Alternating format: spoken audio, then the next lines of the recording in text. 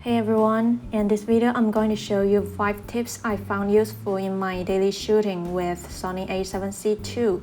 Some of the functions are specifically designed for this camera, while others you might find them available on other Sony cameras too. And if you already know any of them, feel free to jump to the next one. The first tip is going to be useful for shooting Milky Way or firework. When you're in a very dark environment like this, you won't be able to see your screen, so it would be difficult for composition. And this bright monitoring function is very tricky because it's not on the menu, it's a hidden function. You will have to go to Menu, Setup, Operation Customize, and then choose Custom Key Dial Set. And then choose a key that you are not currently using. For example, I will choose this one, change it from focus magnifier to bright monitoring. So I go to the shooting page, number 9, shooting display, and I will choose bright monitoring. By doing so, I have successfully set this key to bright monitoring.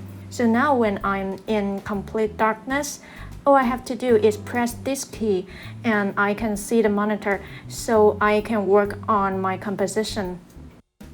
A minor tip for this tip, I would suggest disabling this function when you are setting the focus.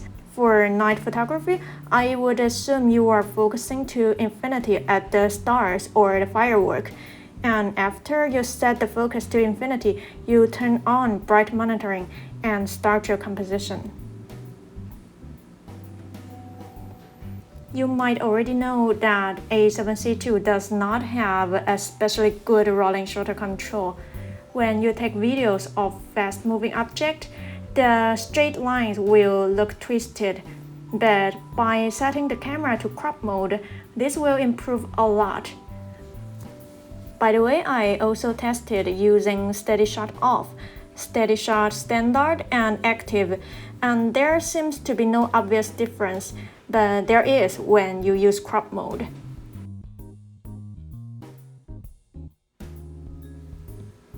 This is a new feature exclusive to A7Cii II.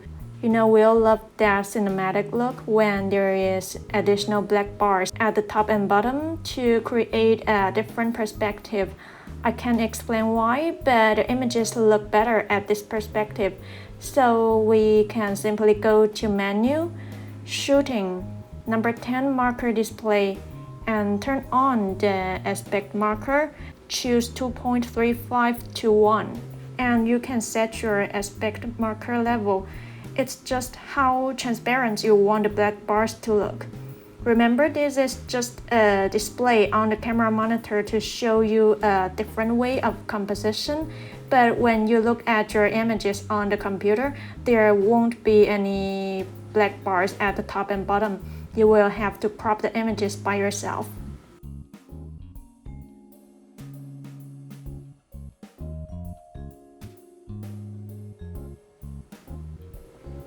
The A7Cii II has both electronic shutter and mechanical shutter.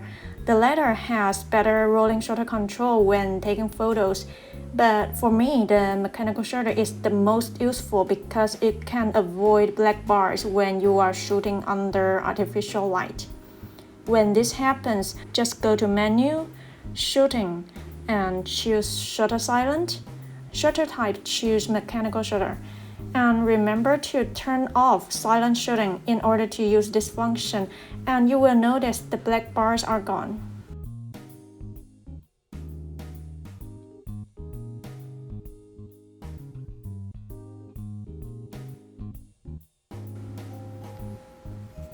The last tip is my favorite. I use it all the time when I'm doing street photography and trying to focus on someone that moves very fast.